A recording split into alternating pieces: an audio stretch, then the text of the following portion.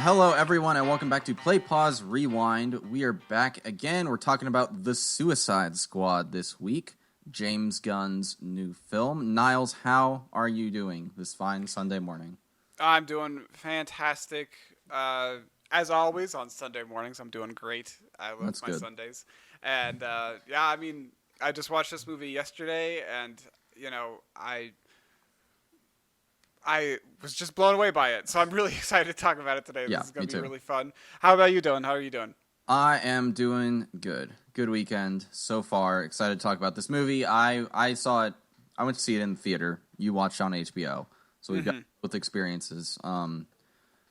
Yeah, it's good to be back in the theater for now. We'll see how long that gets to last. So Yeah. I mean, I definitely kind of wish that I saw this in the theaters, but at mhm. the same time, I liked seeing it at home. Like, it was nice to just watch it from the comfort of my own couch and stuff like that. But Yeah, I was torn on what to do. Like, I even texted you. I was like, go see this in theaters, or you just gonna watch it at home? I can't decide because, like, it benefits from the big screen, obviously, but being able to just chill at home, especially with a pet, like going to the movies, I have to leave for like 3 hours, pretty much. There, yeah. wait, but yeah, we'll start off with non-spoilers as always, and we'll jump into spoilers. And Yeah. yeah, overall thoughts on the Suicide Squad. James Gunn's The Suicide Squad. I loved it. I loved probably every minute of the Suicide Squad. I don't think there's a single moment throughout this entire film where I felt like bored or just okay, speed this up or anything Hmm. like that. Like, I wasn't ever like, why did they put this in the film? Like, maybe some moments like that were really gory. I was like, I can do without those. But but overall, I thought this movie was great. I have very little to complain about with this movie, as I feel like a lot of people who are seeing this movie right now, like, I feel like they feel the same way. Yeah. What about you? Yeah, no, I agree. I love this so much. I actually think it's one of the best movies in the genre. This Yes. genre. And I think that's a controversial statement. um Well, I would the agree. I think it is definitely one of the. It's much better than the original Suicide Squad film. it is. Like, miles ahead. It's way better. It's just a fantastic movie. But yeah, I would agree. I think it's one of the best superhero films ever made, up to this point at least, because I feel like it's kind of genre bending. It's Mhm. unique within the superhero genre in itself. It's starkly different from, like, I think anything we've seen before, and it doesn't really rely on those really overplayed and overdone superhero tropes where it's like, here's an origin story. Let's really take the first 30 minutes to do an origin story or anything like that. Right. They, And it's mostly standalone. It benefits from, like, there are some characters that carry over from the first movie, like Harley, Rick Flag, Captain Boomerang, and Amanda Waller are all returning characters from the first film, played by the same actors. But it doesn't, like, you don't need to see that to watch this. In fact, you maybe shouldn't even bother. And it benefits from, like, knowing Harley from Birds of Prey a little bit, which is also a really fun movie. Not as good as this, but pretty fun. But it's, other than that, like, it's very self-contained. It takes a lot of bold chances, creatively. With, I think it's like Marvel, the MCU is like the A+ example of what you can do with a very interconnected and tightly controlled multi-movie narrative. The A+ in the opposite direction. It's like, when you don't make your filmmakers adhere to that strict formula, like, you can make this. So, yeah. Yeah, when you let them kind of test the creative limits of it, yeah, mhm. you can make a fantastic movie. Like, super violent, almost in comical ways at points. Yeah, yeah. Don't go see this with your kids, as some lady did in my screening. It was like my mom and her 10-year-old kid walked in, and I'm like, you don't know Oh what. my gosh, they're in for a surprise. Oh Yeah, it was gosh. like massive levels of violence. There's some nudity, not a ton, but it's there. Yeah, Yeah, not for children. yeah, not for children at all. But I think it was very well cast. Mhm. And I think the cast, of course, is the core of the film. Like, if they had gotten different cast members to play these roles, it would not have been as good of a movie as it was. No. But all the characters, like everyone was casted really well. Harley Quinn, Bloodsport, Rick Flag, King Shark, even cast very well. And I think the character design was really neat too. I think like Bloodsport's mask was really neat. The way Peacemaker looked, even Weasel was really cool to look at. But he's pretty gross. I know all that hair was just. It's like, he was he was played by Sean Gunn, James Gunn's brother. and Sean Gunn is also the guy who stands in for Rocket Raccoon on set of Guardians of the Galaxy. He's like in a little mocap suit, just like squatting and walking around as Raccoon. Yeah. Oh, interesting. I didn't know that. That's cool. Yeah, there are some funny set pictures. It's like all the actors and then Sean Gunn in a blue onesie, like squatting on the ground. Yes, I am here. But no, the Suicide Squad is great. Margot Robbie as Harley Quinn is one of the best casting decisions and performances, again, in the genre. Like, she's perfect. Yes, she is. She was very well cast from right from the get-go. I don't even remember when she was first cast. And it was Suicide Squad, the original one. Oh, so that was like 2016, yeah. Yeah, so she's been playing the character for 5 years over 3 movies. She is the right pick for it. Has been right from the get-go. She is phenomenal with it. And I mean, yeah, all the characters were terrific. They were well defined. They were well acted. Overall, very well done there. And yeah, I really liked the analytical part of me also likes talking about the themes sometimes. And there's obviously themes of like chaos and kinship in this film. Like there's a Suicide Squad. You never know what's going to happen. It's going to be very chaotic, and they're going to bond together and all that stuff. But I also appreciated that. In this film, it's all about embracing the villainy and heroism within all of us at the end of the day, which I thought was kind of neat. And as always, the real villain is Amanda Waller the whole time because she's the worst person. At the end of the day, it's always the government. Always... in this movie more so than most superhero movies. Like we'll get into it in spoilers, but Waller and the American government are not good things. Kind of respect the movie for being as blatant about that as it was. One funny thing just about King Shark as a character that is a spoiler before we get into spoilers. There's I watched a lot of the DC animated movies a while back during COVID just because I wanted to watch stuff.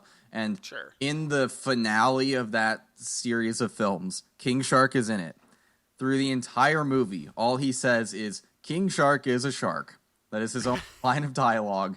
And he has been working with a lot of other characters for multiple years. And then towards the end of the movie, he just says something else. Just a complete thought-out sentence, and everyone looks at him. It's like, you could talk the whole time.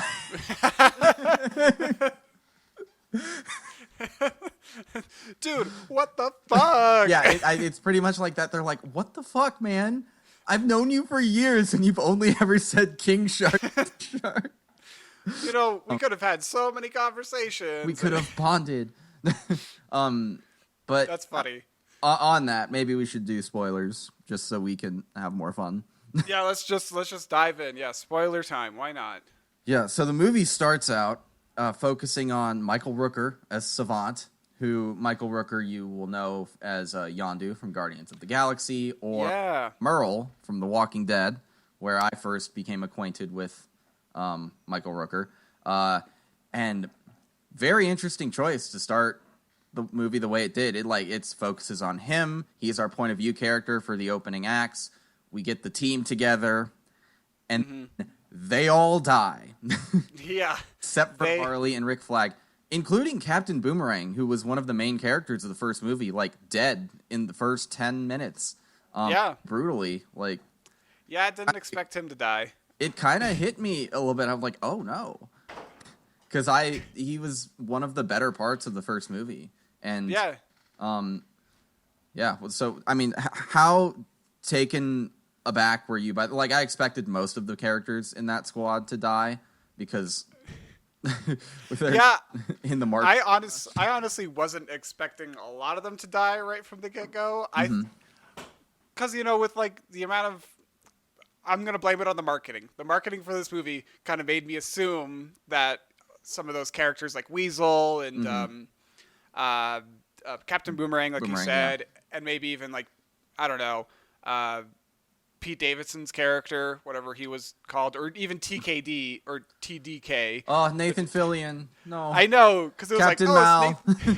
it's Nathan Fillion. He'll be in the movie for a while. That'll be a funny superpower to like fuck around with, and then he dies really quick. So I wasn't expecting them to be killed off so quickly, but I did expect some of them to die. But I think that was a fantastic way to open up the film, because it's like, well, that's exactly what they are. They are the Suicide Squad. They're aptly named, and they just went in and they basically died or committed suicide by going charging in like that. Really highlights like how much of a bitch Amanda Waller is, because their entire squad was just the decoy squad, and that included Rick Flag, who's like her guy. He's her like dude on the team, and she just sent him to like be killed so Team 2 could have a stealthy, which was a great like that reveal was so good. It's like, because initially it feels like Pete Davidson just sold him out, but then once they're all getting roasted, like Waller's like, how is Team 2 doing? And we cut over to the characters who are our main characters for most of the movie, plus Harley and Rick, who do survive. Yeah. Ridiculously. But yeah, oh my God, the Weasel was, everything about the Weasel was so funny.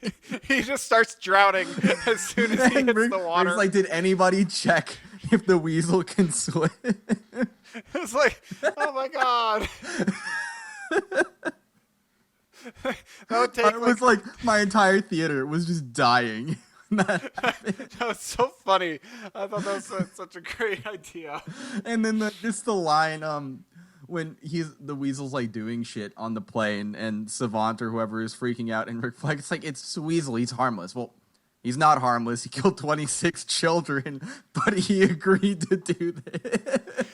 Or we think he agreed. I can't remember, but we're pretty sure he agreed.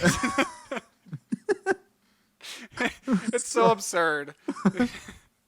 James Gunn, like, he's done it in Marvel with Guardians, and he does it again here. He's just like, he takes the most nothing characters and makes incredibly memorable and fun to watch. I mean, Harley Quinn is not a nothing character, obviously, but aside from Harley and Captain Boomerang and Rick Flag, because he was in the first movie, like, I had not heard of any of these people. Yeah, me too. I had no idea who any of these people were, and like, even like when they were suiting up and doing and like getting ready and stuff, I was like, really? You have a javelin? Your name's Javelin? That's wow. That's really on the nose, dude. Yeah. But yeah, I didn't know any of these characters, and I mean, I didn't know any of the characters like on the A team either. Really, like, no, except King Shark. King Shark I was familiar with from The Flash. He's in that. They do their best with the CGI budget they have on the CW to make a King Shark. I'm just kind of curious which one looked more impressive, I guess. Is that even a question? No, it's not. This one looked more impressive. This one way more impressive. And also, King Shark in this is pretty funny. Like, he doesn't have jokes or anything, but he is like the premise. It treats him as silly. The Flash TV does not treat him as silly, which is a missed opportunity. He's a super serious, like, villain kind of character. Yeah, it's serious as you can be as a King Shark, but yeah. Yeah. But yeah, the movie's really good.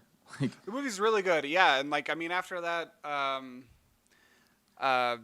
that 30-minute introduction, and they're all dying on the beach and stuff like that. Yeah, we get introduced to these other characters, not Harley Quinn, but like Bloodsport and Ratcatcher 2 and King Shark, Polka Dot Man, and even Peacemaker. Yeah. Let's talk a little bit about these characters, because I thought they were real so great. Real quick before we transition over, because I forgot to say, like, I think as it is a loss that we lose Captain Boomerang so early, because he was pretty fun, but him dying the way he did and how early he did really, like, put me on edge for the rest of the movie, because I now understood, like, oh, okay, this is, like, Suicide Squad for real. Any of them can actually die. Like, even Harley. I was like, even Harley Quinn can die in this movie, I think. Oh, yeah. She doesn't, which is nice, but I thought it was possible. Yeah, I'm glad that you said that, because, yeah, it's... I didn't necessarily feel that same way when I was watching him dive, but I think when that woman was on fire and screaming and the helicopter crashed, like, that's kind of when it set in for me. Like, that's a horrible way to die. Yeah.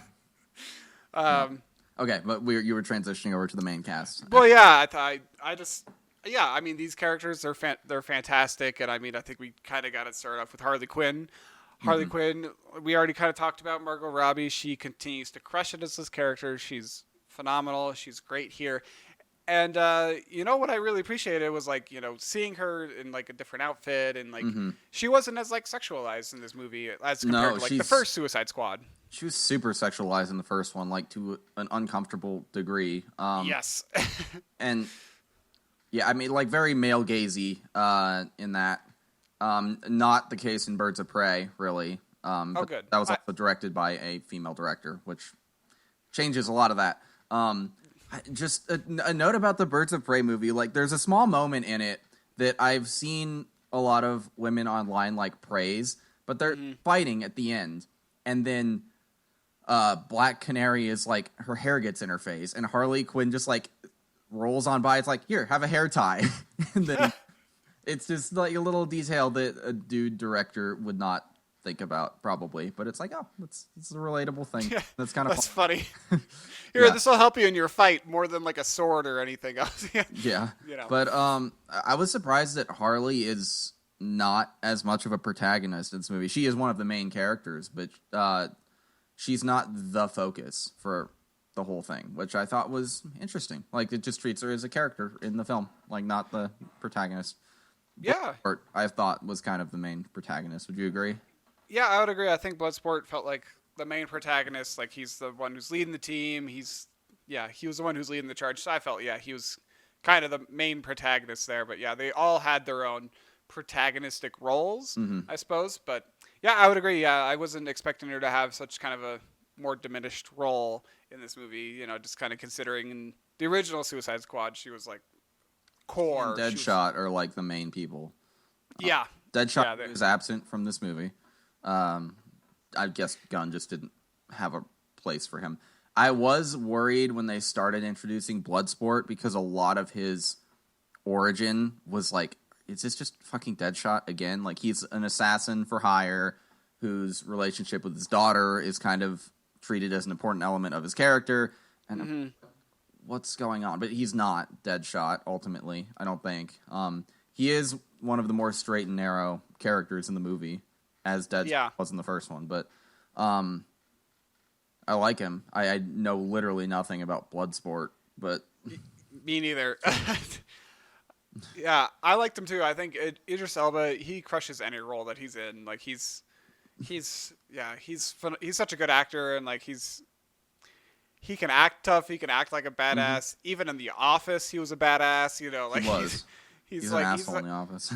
Yeah, he's always like a great actor.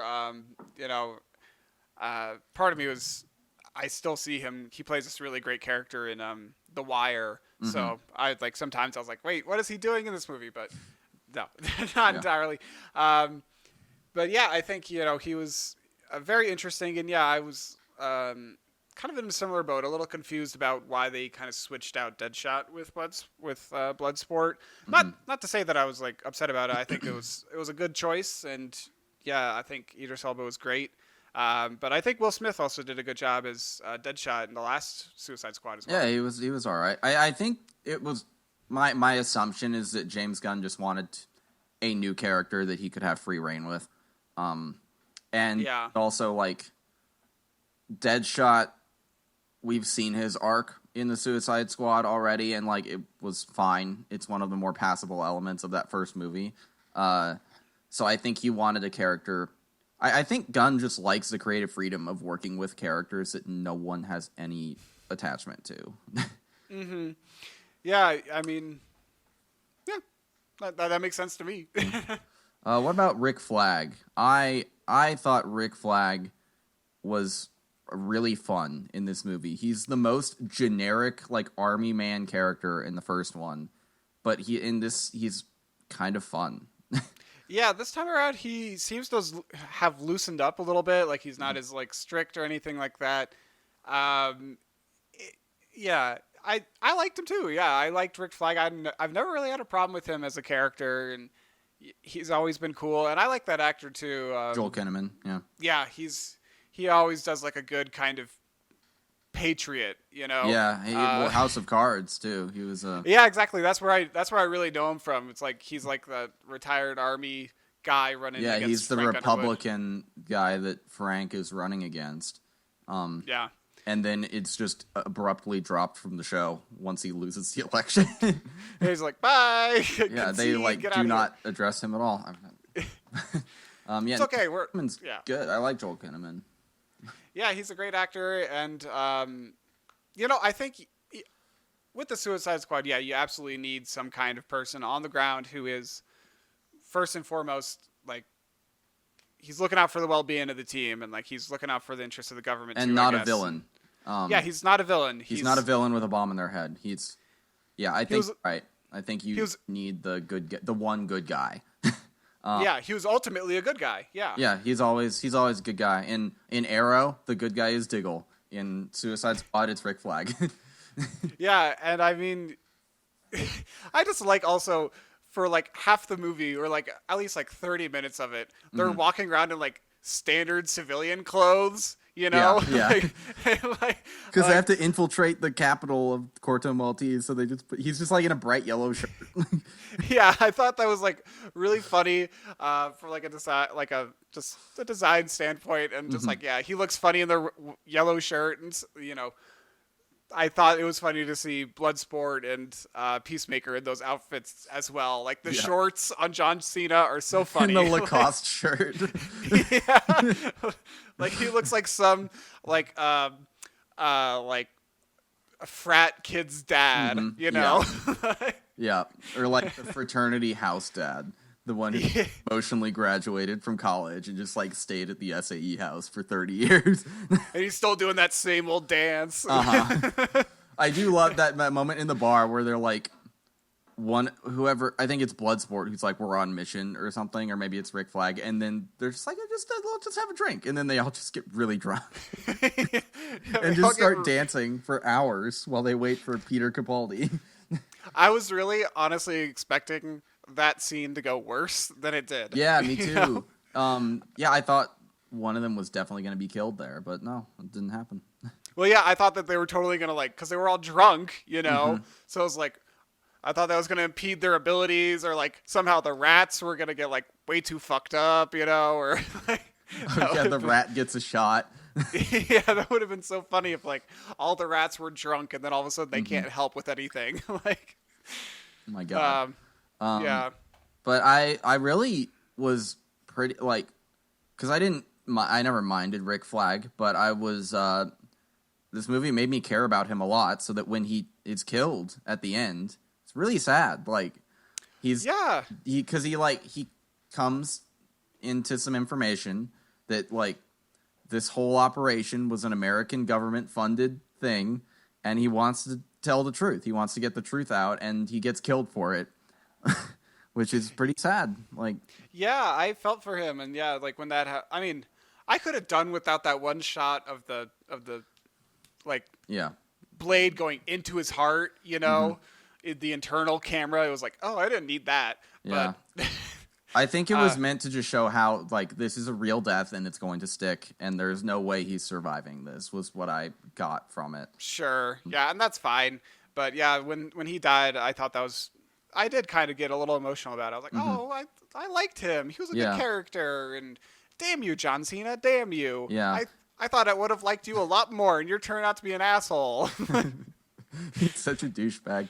But I like at the end too. It's like for Harley Quinn, like he is her friend, even though he's the boss of this operation that put the bomb in her brain. Like they've presumably been on lots of missions together, and they are friends. And it's like you feel the loss across the team. So yeah, absolutely. It was tragic, but you know, I'm happy at the end of the day that information kind of got out there. So, you know, Kind he of. didn't die for nothing, I guess. Yeah, in the it, movie. like the information allows the squad to keep their lives at the end of the movie. So, and it's blackmail on Waller. Yeah, which is nice and stuff. Oh, we forgot to mention that the one aspect about Bloodsport, just kind of backpedaling a little bit here in our show notes, but you know, I think you and I both, we love the dynamic between him and Ratcatcher 2. Yes. Particularly because of his phobia of rats. I thought that was really clever. What a great character. I love it's like one shy of forming a pattern in the movie of just the like Suicide Squad's support staff not doing their research properly. Yeah. Because like the weasel drowns. Doesn't ultimately, but he drowns, and then Bloodsport is afraid of rats. It's like just things that didn't come up in the research. Yeah, it's like, you guys didn't know about that beforehand, and like, and you also didn't know. I love his response to it when Waller's giving him shit. He's like, "I'm an assassin. Why would I give away my secrets? Yeah. My weaknesses," is what he says. Yeah, why would I tell anybody that? Like, I'm a bad guy. Yeah. But yeah, I did like the inclusion of the rats, and you know, him and Ratcatcher 2, they had that nice dynamic. And when Bloodsport kind of started talking about his daughter and that whole dynamic with him and his daughter too, I liked that they mentioned it, but it wasn't like a super big focal point of the film. It was just like, here's a quick thing about his daughter, and we'll touch on it at the end of the movie. Yeah. You know? Well, and they have the one scene in the phone booth with each other, but it's like it's there enough to where you connect with it, and then it's not in the way. Other than that, yeah, it's really quick, and I like how he was able to kind of start to bond with Ratcatcher 2 over that connection with his daughter. And then he pets the little rat at the end. yeah, it was like, oh, yay! Yeah. Speaking of Ratcatcher 2, let's talk about her a little bit. Hilarious, great character. What a dumb premise for a character, but so yes, fan-fucking-tastic. I love this character. I mean, if I had the ability to control all the rats in my city at the same time, think of everything you could do. You could kill a giant starfish. You could kill a giant starfish. You could get arrested for trying to rob a bank with your rats. They considered it armed robbery. That's the funniest. I love considered that. the rats weapons. But like, I mean, if you had all these rats, you could like get them to go get you food or money, and like you would never have to get up off the couch ever again. You like, would not. Or like, yeah, go chew out that woman's ear. I don't like her eyes or something. Like, I don't like her. Go steal her purse. You know, like. I honestly thought she was toast. Just after Peacemaker kills Rick Flag, like she's there and he has a gun on her. I really thought she was done for. Yeah, that was good. That was a very cool moment where he just kind of dropped from floor to floor to floor and landed in this like, oh, he's about to shoot Ratcatcher 2.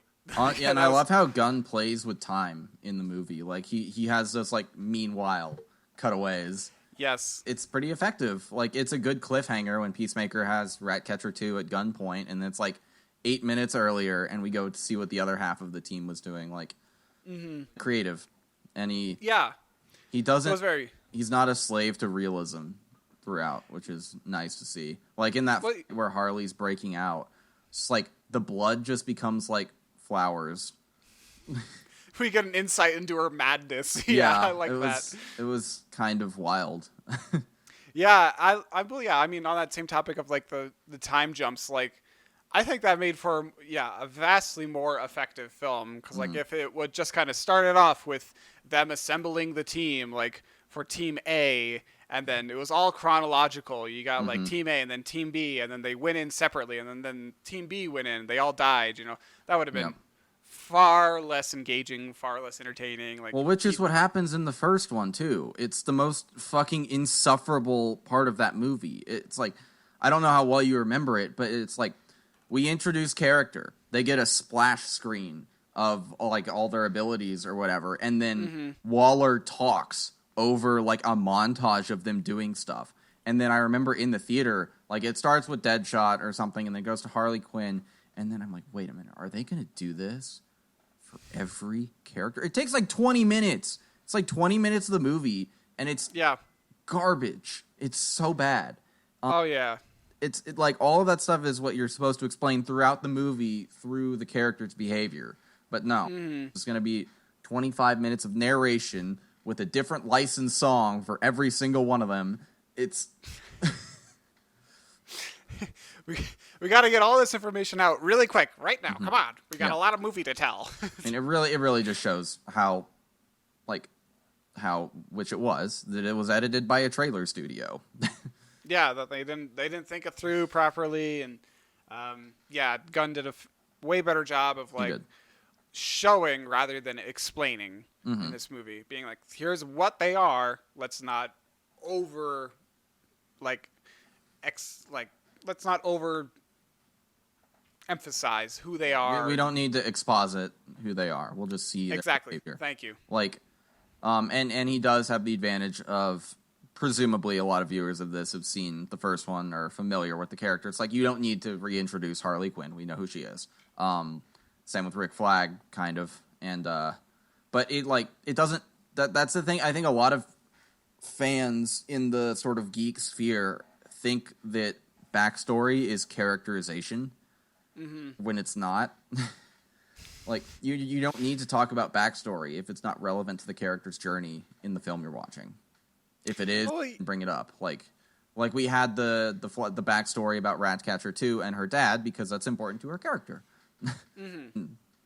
Yeah, and I mean, even if the backstory, it shouldn't take like 5 minutes to go over. It should be really quick. You know, even with Polka Dot Man, we learn who he is and why he has his powers like in 2 minutes. Like, if that, like it was like 1 or 2 single lines, and that's all we need to know. And it was like, okay, that's perfect. Like, you know, we don't need like a 5-minute montage of like him doing all these experiments with his mom to get his powers or anything like that. Yeah, and Gunn delivers it in such a way that by the time he's explaining his backstory, it's information we want to know, because we've seen like the dots growing on his face and him having to like expel them into the ground already. So you're like, you as a viewer are asking the questions like, what the hell is this? And so when we get the information, it is in answer to our question. Whereas in the first Suicide Squad and a lot of movies, it's just like, here is backstory that you need to know right now. It's like, well, I didn't ask for this. But in this case, we did. We are asking by the time we're given the information, so it works better. And oh, yeah. And like, even like how he introduced Bloodsport, you know, it wasn't like it wasn't like a 5-minute clip of him being an assassin or anything like that. It was like, oh, here he is. He's here because he put Superman in the ICU with a kryptonite bullet. You know, it's really quick. He's in prison already. We don't need to know more than how he got there to understand who he is. You know, it's like, he did a really good job of establishing these characters and not like beating us over the head with who they are. Yeah. Gunn is really good with ensembles, I think. Yeah. Seems like it. Because Guardians of the Galaxy does this really well, too. Yeah. Has he done any other ensemble films? He did the Scooby-Doo movies. He did? The live-action Scooby-Doos are him, yeah. I didn't know that. Oh, that's awesome. I love I mean, I don't love them, but they were so much fun when I was a kid to watch them. Yeah, like, I have not seen them, but I know of them. And he did those. Those were him, yeah. That's cool. And then I don't know what movies he made at Troma, but he did a lot of stuff with them early on in his career, too, or earlier in his career. I don't know a ton of Gunn's work outside of the superhero genre, admittedly. Me too. Yeah, me too. He's very good at this, and I like his approach to these movies. It's like he takes obscure characters and makes them iconic. Like, yeah, well, like I think Polka Dot Man is a good example of that, because he's an absurd and yet wonderful character, and I think you wrote this show note. Yeah. Do you know how Polka Dot Man ended up in this movie? Because it's great. So I don't. James Gunn in an interview said that he Googled like dumbest supervillain characters, and Polka Dot Man was top of the list, and he's like, I will take that one. So Polka Dot Man was a real DC villain in the comics. Yep, just a. Wow. But he's probably like one of those villains that shows up in a few issues every once in a while, like because all of these characters, the heroes, have like massive rosters of villains. So sometimes some of them are not going to be good. Well, yeah. Well, and I don't know if you noticed this, but like he did like in the prison, there are some Easter eggs of like various villains from the DC universe. Oh, okay. And one of them, he had the writing around his head. Like, yeah, the Calendar Man. Calendar guy Man on Twitter was very upset about Calendar Man. What a stupid villain, Calendar Man. I like. Someone else pointed that out to me online of who that was. I was like, "What the fuck? Who is this character?" He sounds like a real villain of the week kind of character in the comics. Yeah. Yeah, definitely like the type of villain who shows. Apparently, he's a big part of the Batman Long Halloween book, which is a very acclaimed Batman story. But outside of that, the character's kind of a joke. Yeah, he looks like it. I didn't even know that was a major character in the movie, but well, yeah, like it was like he said like one line in the background, yeah, and then he just kind of got shuffled off. But yeah, I mean, Polka Dot Man. What an absurd character. And yeah, obviously no one knew who he was before this movie. And then James Gunn was like, yes, pull that one out of the depths. And I'm so glad he did. This is another superpower, like the rat superpower, that I would love to have, to be able to shoot polka dots that disintegrate people. Like, although so you cool. also have to deal with the fact that they just manifest as giant colorful tumors on your face.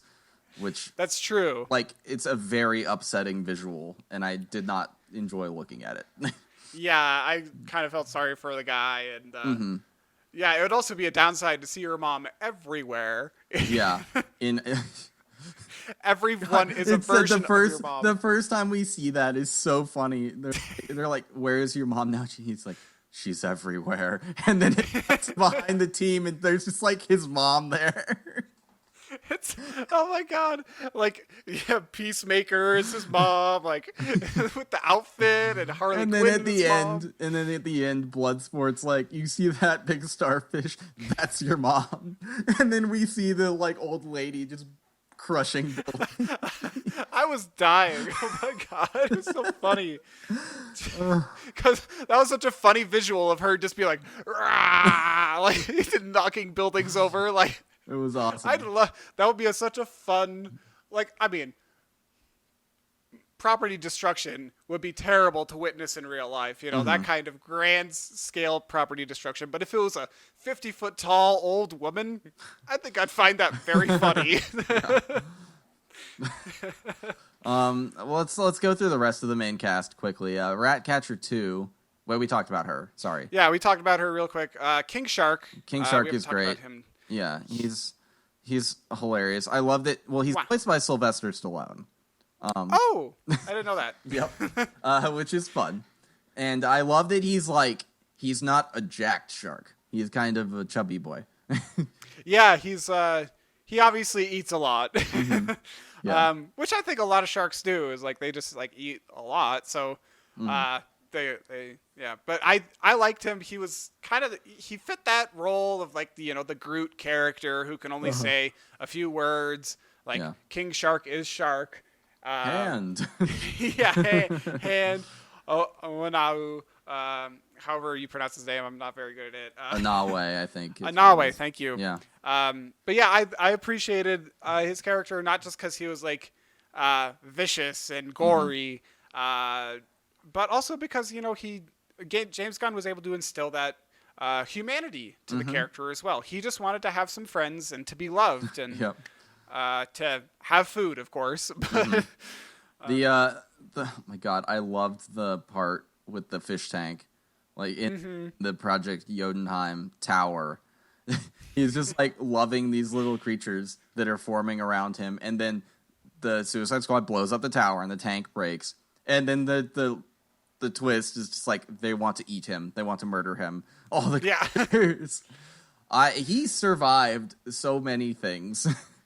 Yeah, like, I mean, it was surprising that those little creatures could leave a dent on him, but yeah, he got shot a whole bunch. A building fell on him. I thought he was gonna die when all the soldiers were shooting him. I'm glad he didn't. But yeah, I kind of thought that too. And like even the little face hugger things were like, like they couldn't get a hold on him. Yeah. He went through some shit in this film, and yeah, when they didn't bring him into the club, I kind of felt for him too. Like, oh, he just wanted to hang out with friends. So yeah, I mean, I would, if they do a sequel or anything like that, I'd like to see King Shark again in the DC universe, something like that. But yeah, he was cool, good character. Peacemaker. Peacemaker Is so good. Perfectly cast for this role. I think this is going to be one of those roles that he is going to be remembered for the rest of his life. Peacemaker. Yep. Yeah. And I have not seen John Cena in too many things, but I really enjoyed him in this.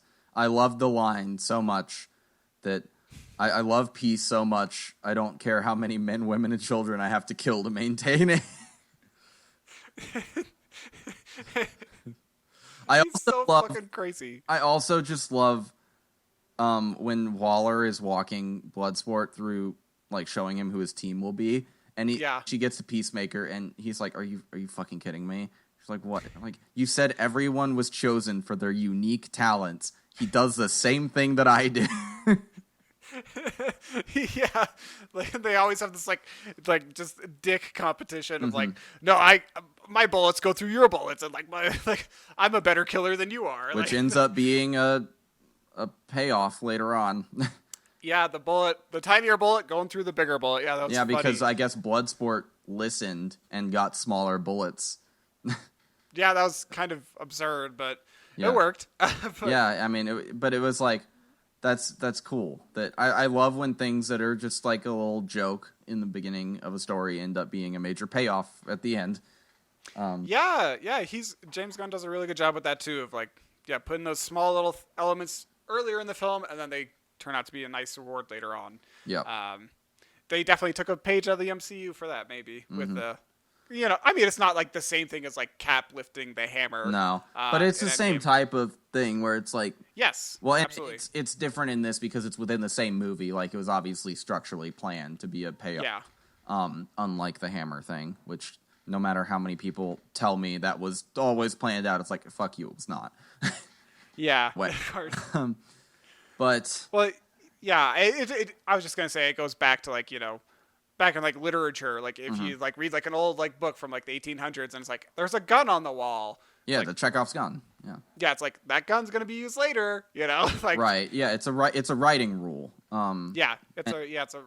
I guess for those unfamiliar, the trope, it's not a trope. The rule is called Chekhov's gun, and it's like if you introduce a gun on the mantle in Act 1, the gun must go off by the end of Act 3.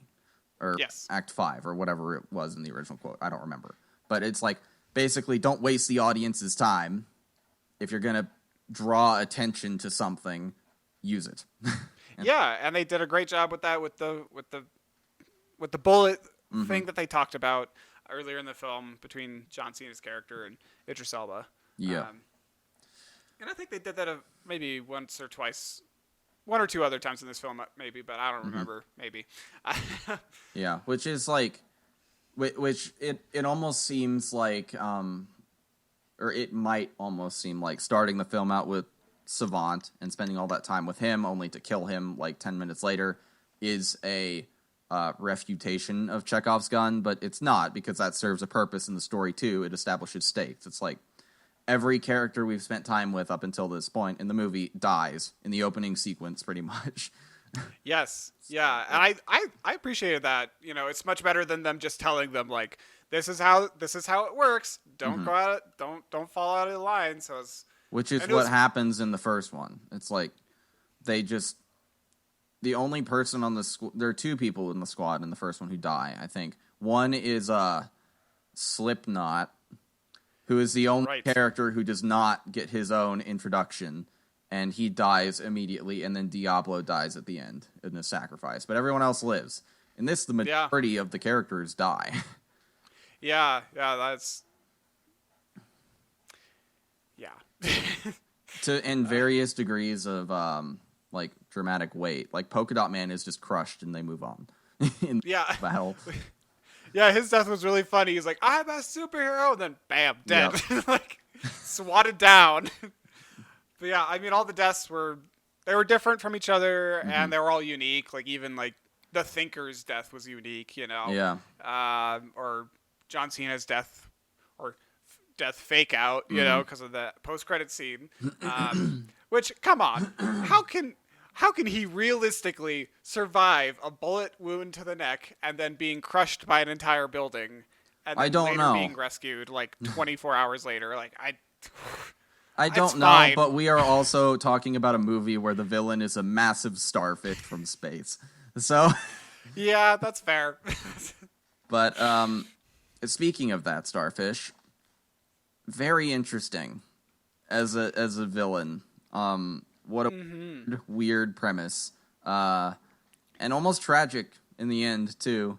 Like when he's on the verge of dying, he was like, "I was happy floating in space," and it was like, "Oh, because of the American government, this thing is dead. This thing that wasn't really bothering anybody has now died because of the actions of America." Yeah, because they were like, "It's an alien. Let's take it in for research." And yeah, that was kind of tragic. It was almost kind of like, "Oh, we killed a sentient being who was just looking for a home." But yeah, I mean, it was like a parasitic life form too, but still. Yes, the ends do not justify the means for Starro. Like he's still terrible. And the at the end, like the ends are just conquering an island nation. Yeah, all those civilians, all those people. But yeah, I honestly think Starro was the right villain choice for this film. Because I feel like time and time again in like superhero films, it's like the big bad villain. I think we kind of talked about this before on this podcast. But the big bad villain is very formulaic. You know, it's like someone who's going to be like the reverse opposite of whoever the protagonist is. It's going to be someone who's the motivation isn't entirely clear, or very it's not a great motivation. Yeah. Like they're just being bad for the sake of being bad. And with Starro, it was very unique because it's just a monster. It's a monster, Yeah. you know? And it was just like, it wasn't, I would even say like Waller is truly the villain. It's like the real villains were the Wallers we met along the way. But in Starro is just like an obstacle that is presented to the Suicide Squad. And which I like. It's like they accomplish their mission, and then they have to deal with this other thing. Ultimately, like I think Amanda Waller will always be the villain of the Suicide Squad, and I like that her team is just like fuck you and knocks her out, so she doesn't kill the Suicide Squad. Yeah, I appreciated that at the end, is because they didn't have any right to or any reason really to go do that and kill Starro. It's like, just call it a nuke. Just who cares? This is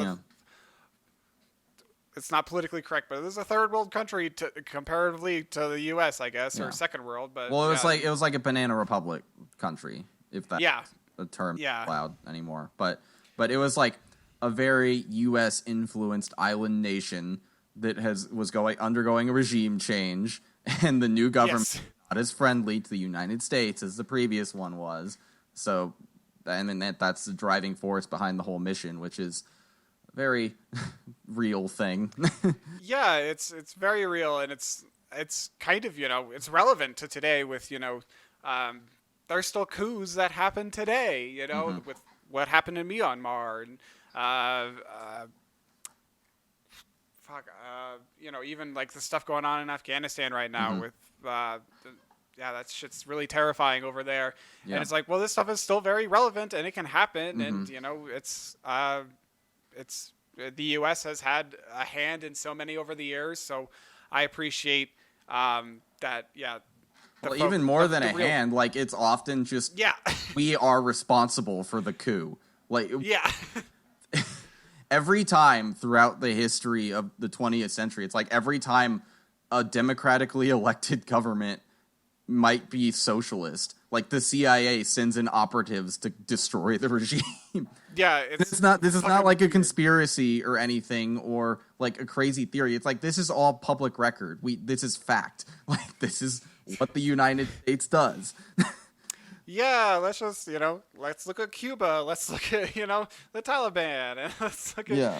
all this other stuff. Yeah, it's a harsh reality of American history. So yeah, I appreciated that they made the government the real villain this time around. Yeah. But yeah, I mean, Stario, still, he was a good kind of big baddie for them to team up against at the end. He wasn't too epic. He wasn't over the top, but he was still formidable, which I appreciated. And yeah.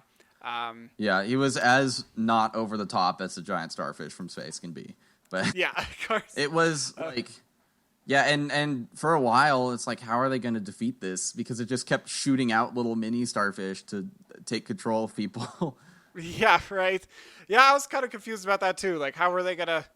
Because this thing seemed invulnerable to bullets and like all this other stuff, and then it was like, oh yeah, we can just swim into its eye and kill it that way. That was a pretty wild sequence too of her just I- sitting there, and the rat. I liked it. Oh my god, the army of rats. that was terrifying. So many rats. So Oh. gross. Well, yeah, and I appreciated how it was like, this is my city, and it's like it doesn't belong to anybody but the rats. Yeah. Yeah, They can will you inherit imagine their- like just looking at the emotional climax of the movie is millions of rats and it works. Yeah, right. You got that all Taika these Waititi rats. cameo as Ratcatcher 1, which What the fuck was that? Like, I think Taika and James Gunn are friends or like collaborators, and they wanted Gunn wanted Taika Waititi in the movie, but there was something that made it more difficult, and so they came up with the cameo thing. It was a little distracting that it was Taika it was. at that moment for me, but Yeah. a lot of people are not going to know who Taika Waititi is by face, so it probably won't be distracting for most audiences. Yeah, it wasn't like a big deal. It was like, oh yeah, he's not even trying to do the accent that she has. Like he's just doing his regular New New Zealand voice. He's just, yes, I'm Taika Waititi. I'm in the movie.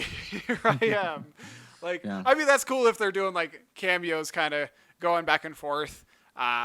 Maybe there'll be a cameo of James Gunn and Thor: Love some and Thunder.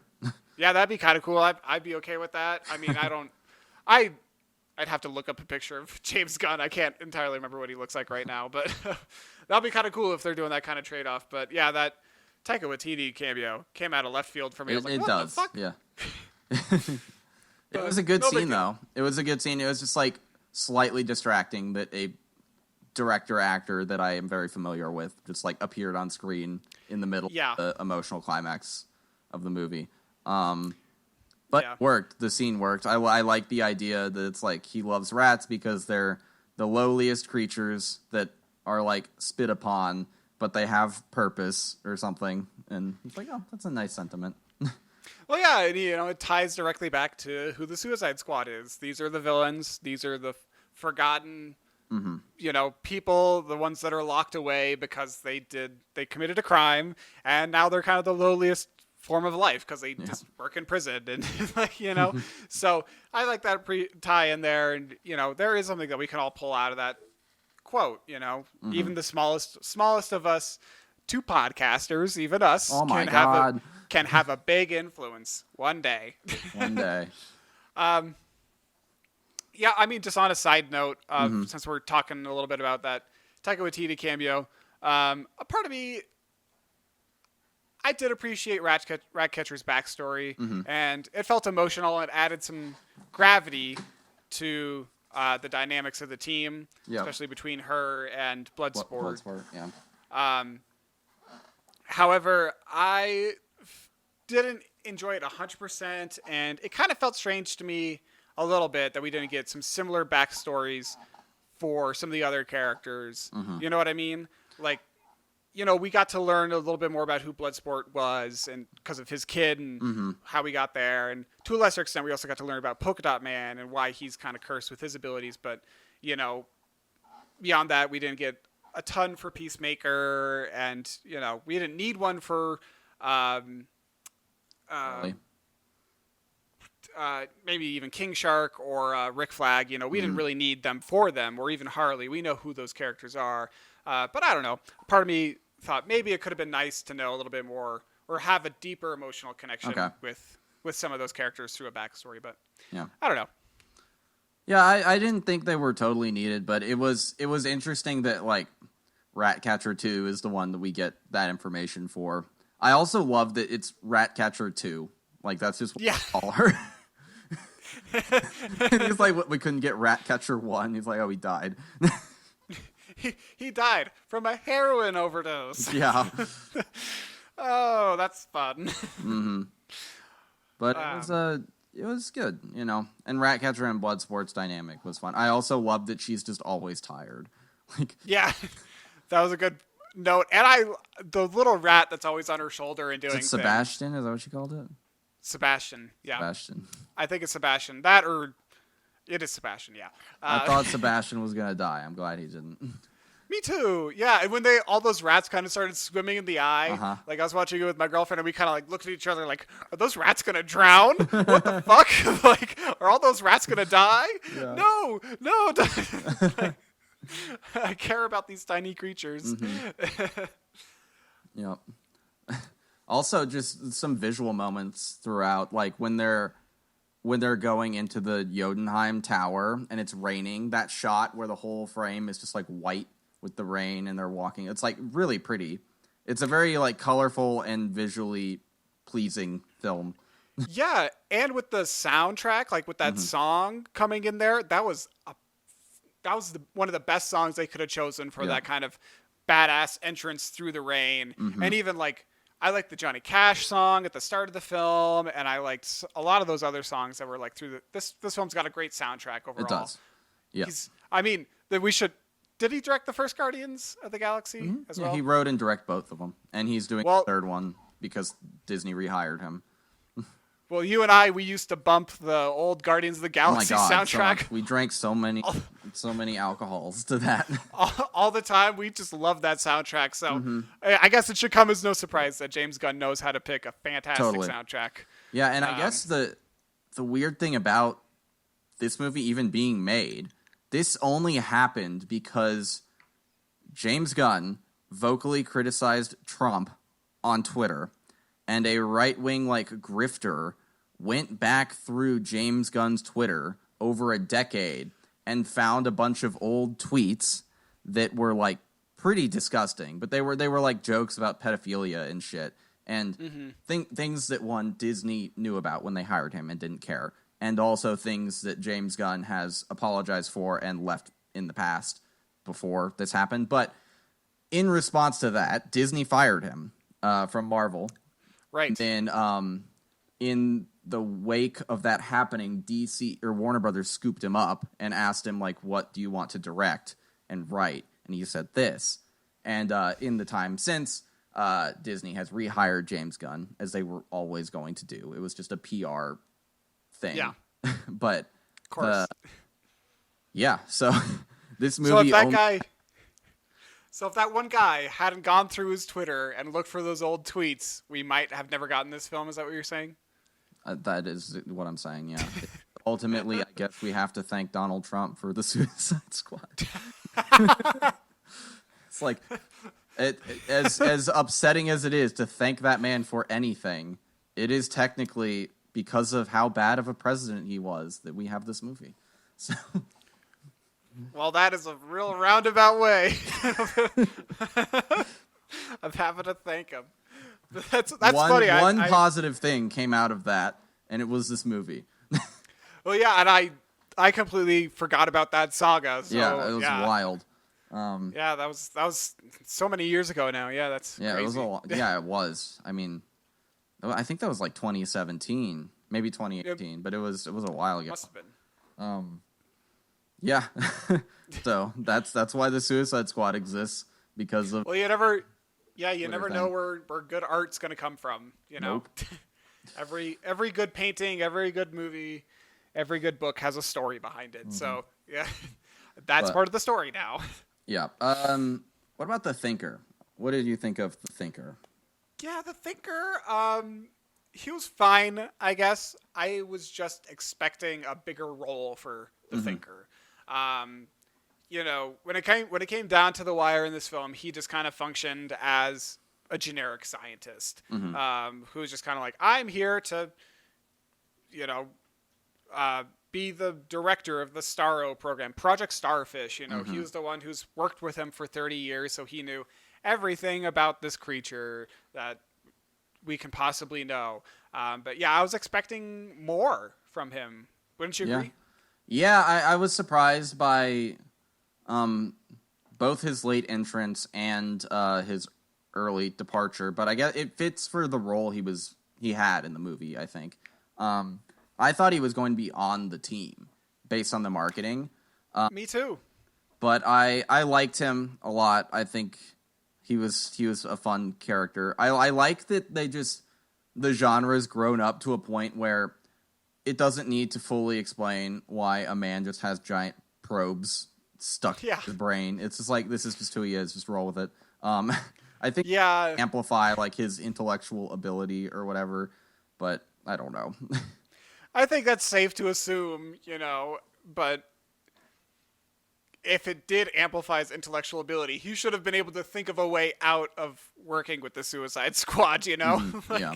if he was as smart as his name implies, yeah, I would have thought that he could have come up with a way to Hmm. trick the Suicide Squad. But, Yeah. he served a fine purpose in the film, and, yeah. He was an okay character, but yeah, I would have liked a bigger role for him for sure. I love when they're laying out like all the things that will get him killed. And Harley's like, it's just like, if we find out you have personalized license plates, you die. Like, no, not that. If you cough without covering your mouth, you die. I like that. That's why I like Rick Flag in this movie, because of moments like that where he's like, "That's not true," but like, I'm not excusing cough covering your mouth.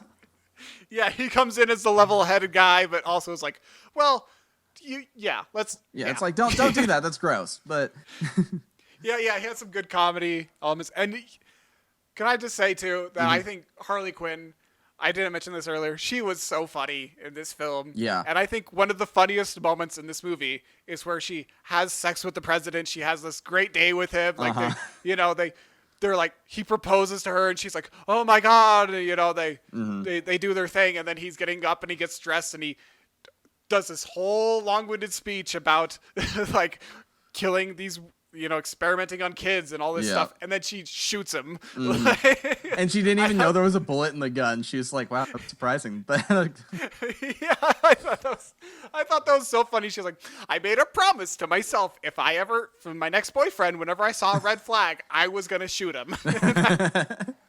That was so funny. was I great. love that. I love in that scene too. Like, the reason the president wants to marry her is because she's like a folk hero for the Corto Maltesian people, because they see her as like an anti-American agitator.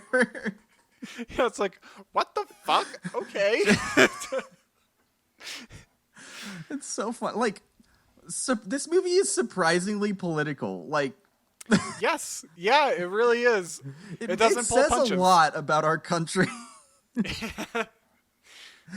Also, the general who becomes the president after the first president is killed, he's from Quantum of Solace, the James Bond movie. No. I was Had no idea. like, I know that man from something, but what? And it's Quantum of Solace. Yeah. He's one of the like secondary villains in that movie. But yeah, I love the scene where they have to go rescue Rick Flag, and we have this long, drawn-out sequence of them killing everyone in the camp. Oh my God. Rick Flag having a chat and a cup of tea because the people had not captured him. They were helping him, and they were like rebel insurgents against the regime. Oh my God. It is so unbelievably like they're so unbelievably efficient and Yeah. gory and over the top with their violence. Like John Cena just like ba ba ba ba ba went to that guy who's just like sleeping. He just stabs him a bunch of times as he's walking by. And then he's just blowing those darts at people, and they're lighting people on fire, and like just throws that tomahawk, and like just, oh my god! And yeah, that was a fantastic reveal. I was not expecting that, and when it did, boom! I was laughing my ass off. It's oh my so gosh! good. It's so wonderful, and also it's like that, and the fact that she still works with them after that. Yeah. She was like, those were my friends, but like, I'll help you, I guess. I'll find some more freedom fighters elsewhere. I don't know where. They'll just appear. But yeah. That was so like funny. They get to have a democracy. Yay. Yeah. I'm okay with that. Like, yeah, the freedom fighters plotline, I think that was probably one of the weaker parts of the film. It was fine. And I'm happy that they got their democracy. Yay! I like democracy too. But yeah, I don't know how much it added to the film, but for that whole sequence of them walking through the camp killing the freedom fighters, yes, 100% yes. It's such a it was such a good reveal. It's so and they just look so awkward and uncomfortable when they realize what they've done. Why didn't my team alert you? Oh, there's no one out there. No, I don't know where they are.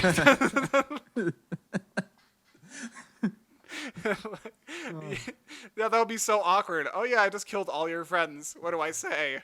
Yeah. Well, we need to to talk about the most the biggest loss in the film, the most important death, Milton. Milton, I forgot about Milton. So did everyone else, apparently. I love it's like Polka Dot Man is so sad because he's just like, I always liked him. I just didn't say anything until now. And then Bloodsport, it's like, wait, he came with us? And then I thought he was back at the... Yeah, and then Harley just has no idea who he is. Oh, that's Milton. And then at the end, she thinks Bloodsport is Milton. She calls him Milton. Yeah, poor Milton. Yeah. Oh, it's so funny. He was just running along with them, like, I'm going to do some help. Like, I'm going to help somehow. And, like, honestly, yeah, I don't even really remember how he was introduced in the film, but, yeah, he's the one who smuggles funny. them into the city. It's like his bus that they ride in. Right, that's right. That's his role. He's the bus driver, and then he's like, I'm going to go with them on this mission. The fool. Yeah. But yeah, that's really funny. It was such a great... it's just, like, it plays with tropes so well, this movie, and subverts them in so many ways. Well, yeah, you know, people, they complain about the Star Wars films, like the most recent ones, of being like, oh, they subverted their expectations, and there was that whole kind of stupid debate about whether that was a good idea or not. And right here, the subversion of expectations works really well here, and you know, I didn't even really have too many expectations going into it because it seemed so unlike any other superhero film, and it was entirely its own thing. It is very unique within a genre that often gets criticized for being kind of samey. Yeah, too formulaic, but this movie did not want to be that, and it was not very formulaic at all. Definitely keeps you on your toes. Yes, and yeah, yeah, I really liked Weasel too. I wish he could have been more involved in the story. I love the little end stinger though that he survived somehow. Yeah, well, like they pull him out of the water, and you know, I was a lifeguard in high school, so when someone's drowning, you don't just pull him up and then be like, he's dead. You do CPR on him, but I'm not gonna, you know, hold that against Savant. Yeah, I don't think he was a savant of medicine, but he seemed like he'd seen some shit, but I really do not love that. Like, we do not get a reveal or explanation of what Savant does. What is his skill set, or is it just throwing a ball at a small bird? Yeah, from what I understood, he was just really handy at killing people, and that's kind of it. But he really didn't do anything when he got to the beach, and that's okay. The one weird, like, plot hole, if you want to call it that. And again, I want to stress, I do not care about Yes. this. But the fact that like Harley is off on a little adventure for like a day and a half, and I guess Waller's tracker of her isn't working because she totally would have blown her up. But Yeah. Oh yeah, that's a good point. I didn't even think about that. But it's a weird little thing, but it doesn't matter because yeah. what happens is so good. Yeah, I mean, honestly, like I said at the start of this episode, I don't have much to complain about with this film. You know, it's super good. The complaints that I have are small. They're minor. They're like, oh yeah, the Freedom Finders plotline, and maybe like some over the top goriness at times. Yeah, like when Pete Davidson's face exploded, that was kind of jarring. Yeah. And when the Shark Man, when King Shark ripped that person apart, that was I can't imagine anything more terrifying in my life than dying at the hands of a shark walking on land. But not a complaint at all. Like I love this movie. The goriness was excessive at times, but that's okay. That's what the R rating's for. So Yep. I hope that 10-year-old kid had a great time seeing a movie that he was not meant to. I hope it didn't scar him for life, honestly. Like, it's very liberal with its violence. Yeah, and I mean, you know, again, like you mentioned earlier too, with like the nudity. There was not much nudity. The only nudity that I remember was John Cena, and Jesus Christ, John Cena is ripped. He's not even nude. He's in his underwear, but it's like I do love that he's just in like tiny little tidy whities, and then everyone else is like, "Why are you in your underwear?" Yeah. I love how it does a quick shut down, like the camera tilts down really quick at his junk and then tilts back up.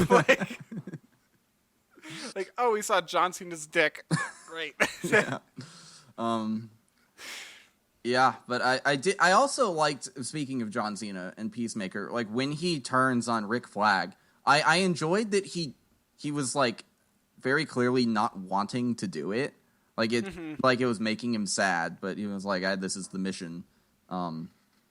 Yeah, I appreciated that too. It was like, well, yeah, dude, if you just let it go, then you don't have to die. But yeah, well, because he doesn't want the chaos fallout of finding out, like the world finding out America did a bad thing, which is like, okay, well, I mean, we do bad things all the time, and you know everybody knows. So Peacemaker, what a joke. but it was true to his characters. He felt very Stephen King in that approach, where it's like Stephen King talks about his writing approaches, like come up with interesting characters and put them in situations, and then just think, what would this character do in this situation, and that's the story. Then, so like, to me, Peacemaker doing that felt like that. It was like this guy would do in this situation, and it's also super telling about Waller because she didn't give the real mission directive to Rick Flag, the only member of the Suicide Squad who is not a criminal who has a bomb in his head, her like right-hand person, because she knew he was too honorable and would do the right thing. So she gave the real mission directive to a literal murderous criminal because he's the type of agent she needs for the work he does. Yeah, right. She's ruthless. She's so conniving. evil.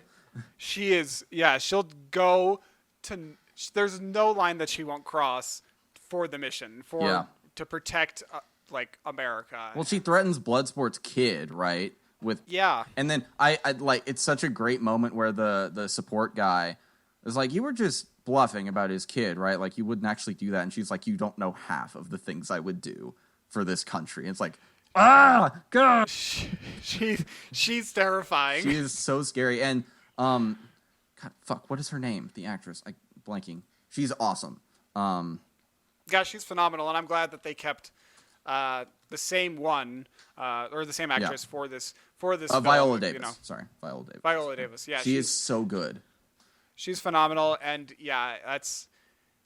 I wasn't expecting it. I should have expected that turn from Peacemaker, but I didn't expect it. I didn't expect that coming, and I think it was.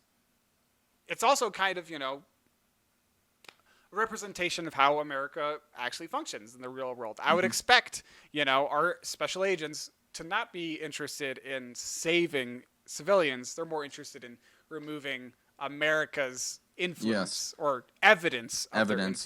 Yes, having the influence and removing evidence of the influence is kind of our MO. Yeah. Like standard. Yeah, but I mean, even the Thinker says you're Americans are too squeamish to do this type of stuff on your own soil, and it's oh yeah, remember how Guantanamo Bay is in Cuba? Yeah. Ooh, yeah. Yeah. Again, very political movie in hindsight. But yeah, that it's a dark thought, but just seeing them celebrate their Democratic election at the end, I'm enjoy it for the. It's not gonna last. The CIA's coming. The Suicide Squad will be back next year to topple your democracy. Yeah. But the moment where the reveal is that the motivation is, which is a way better, because both Suicide Squad movies have a reveal about the mission they're on. In this one, the reveal is that their mission was to extract Amanda Waller all along. It's okay. Right. Oh yeah. It's not a great twist because it doesn't really make much sense. Because Waller assembled the team before the crisis went down in that city, and there are a lot of problems with it. But the twist in this one is that the mission is still the same, but the nature of the mission has changed because what you thought you were really doing here is not true. You thought. I love that it gives Rick Flag just a complete crisis of conscience. He's I've spent my entire fucking life serving this country, and all I'm here to do is erase evidence of a massive wrongdoing. Yeah. That would, that would shake my confidence in my country too. Yeah. So. His name is Flag. Yeah. He's quite literally a patriot. Yeah. But, yeah, it's yeah, Rick Flag is what America thinks it is. Peacemaker is what America is. Yeah. Yeah, that's a good way to put it. Absolutely. Mm-hmm. But it was that was a great scene. Really good twist. Yeah, and their little brawl in the rubble is really interesting, and I literally don't know how much more I have to say about this movie. Yeah, we're just dumping praise on it at this point. Yeah, it's phenomenal. There's some great comedic moments. There's some great touching moments too, with King Shark and some of those other characters like Harley Quinn and Bloodsport, and there's some touching moments, but there's some gory moments. There's something kind of for everyone who's over the age of 17. Don't show this to your kids. No. So. No, it's not a family-friendly movie. It's not a family-friendly movie. I laughed, I recoiled at some points, but I was also very touched at others. It's beautiful and disgusting. Yes, it's unpredictable, and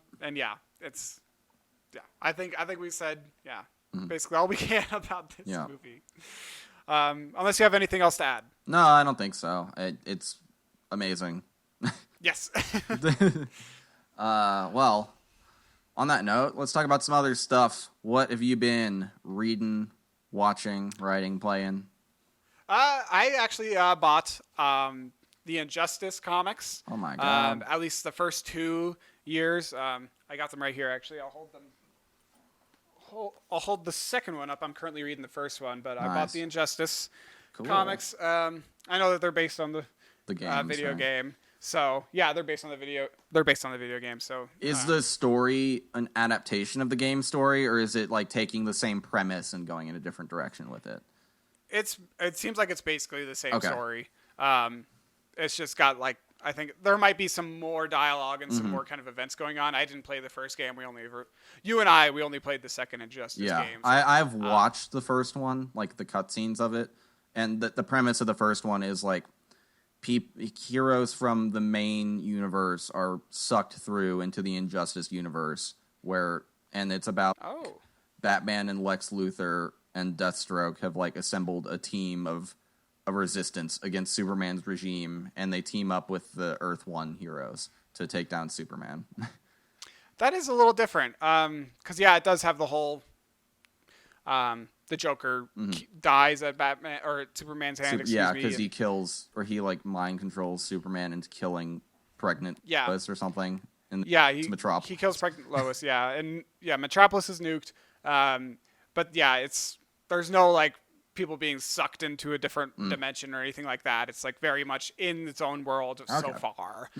But yeah, I bought those comics because I saw that they're making the Injustice animated movie. So I was like, I want to watch that. So I also want to read the comics and know the story and what to expect, because I think this will be really cool. And I like that kind of evil Superman stuff too. Sometimes it's fun. Yeah. And I also, not to get too ahead of ourselves, but Dylan and I also went and watched The Green Knight. Green Knight, yes. That's next episode.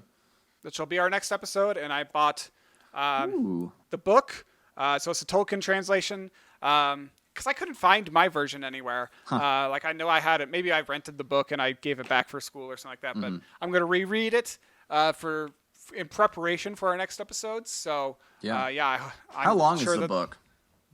The book isn't actually too long. It's got some other poems in there. Okay. So it's got a good portion of it is like the Sir Gawain and the Green Knight.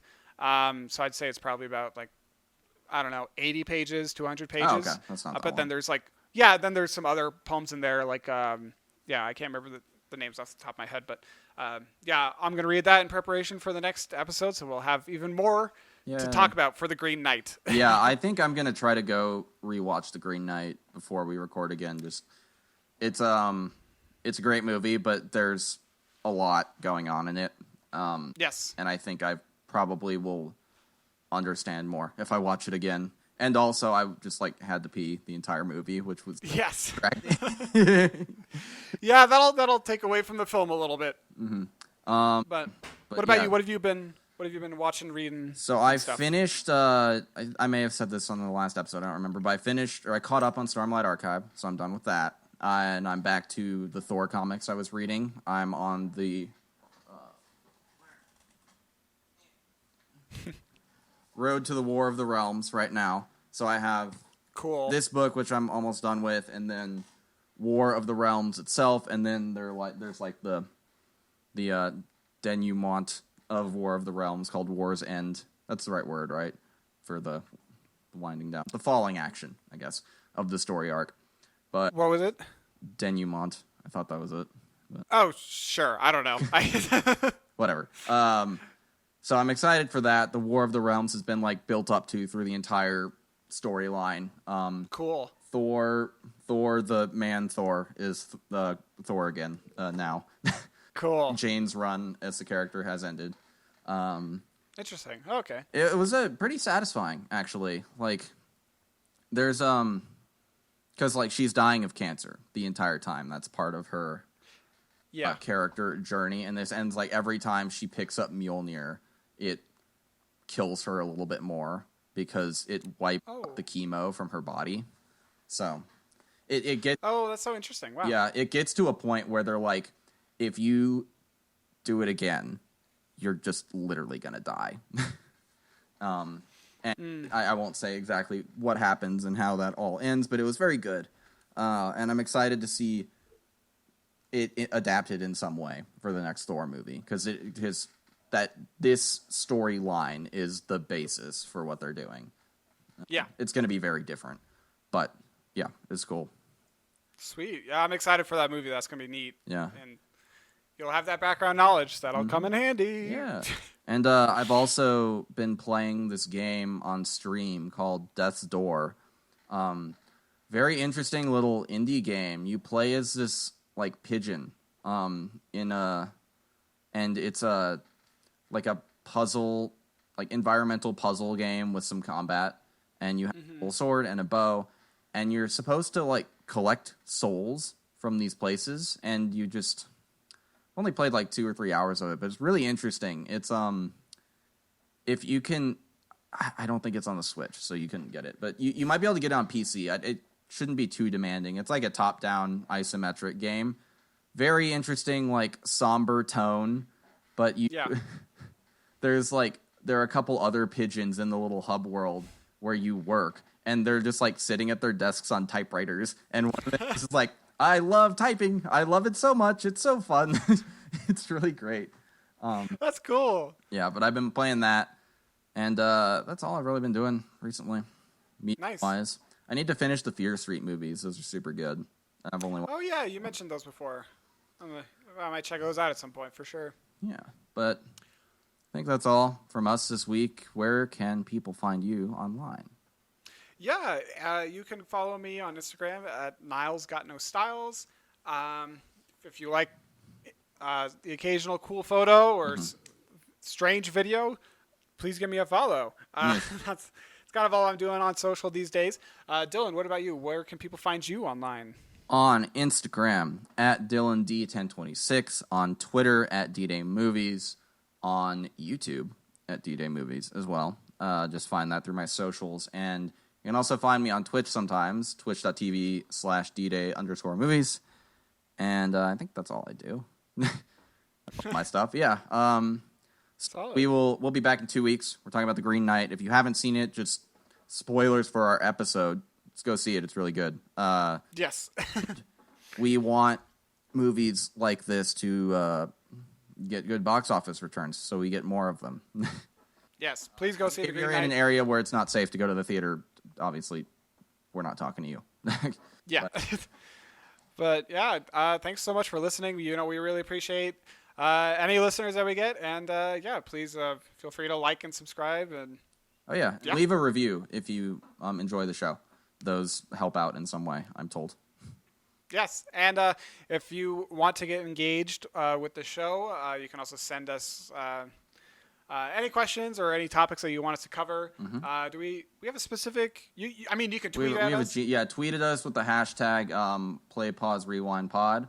Let me check the Gmail right now. You can also email us at playpauserewind pod@gmail.com, and we have no questions, so that's okay. Okay. That's how you contact us if you want to. All right. Well, sounds good. Yeah, we'll see you guys in 2 weeks for The Green Knight then. Yep. Stay safe, everybody. Have a good one. Bye. Bye.